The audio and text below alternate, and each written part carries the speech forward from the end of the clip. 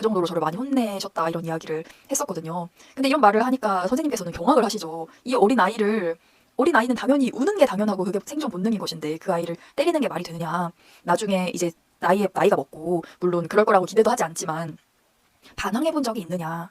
엄마 아빠 그때 나한테 왜 그랬어요? 왜 나 때렸어요? 이런 식으로 말을 해본 적이 있느냐 물어보시기에 당연히 없어요. 당연히 없는데 생각을 해봤어요.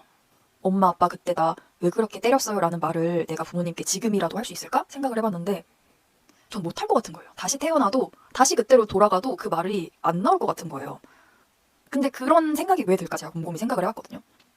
그랬더니 부모님을 이해하려고 하더라고요. 제가 이게 정말 이성적으로 부모님은 나보다 나이도 많고 경험이 많기 때문에 나보다 옳을 것이다 라는 생각으로 이해를 하려고 하는 건지 아니면 부모님이 나의 양육자이자 어떻게 보면 가족이니까 편을 들기 위해서 자기 합리화를 하는 건지는 잘 모르겠는데 저도 모르게 사고가 그렇게 되는 거예요. 내가 뭔가 혼날만 했으니까 워낙 유난스러운 아이였으니까 부모님께서 저러셨겠지. 오죽하면 부모님이 나를 때리셨을까? 라는 생각이 드는 거예요. 그냥 자동적으로요. 그런데 그게 아니라고 하시니까 앞에 앉아있는 상담사님은 부모가 자식에게 맞춰야지 자식이 부모에게 맞추는 경우는 없다. 그러니까 그렇게 어린 아이가요. 어린 아이가 울면 부모가 달래고 왜 우는지 물어보고 그 문제를 해결하는 거는 부모가 해야 되는 것이지 아이가 부모의 눈치를 보면서 울다가 울음을 뚝 멈추는 건 맞지 않는 일이다라고 말씀을 하시니까 계속 부모님이 왜 그랬을까 생각을 하게 되는 거예요.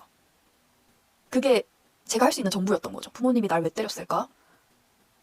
그 작은 아이를 4살, 5살 되는 그 작은 아이가 잘못을 해봤자 얼마나 무슨 잘못을 했길래 그렇게까지 때렸을까?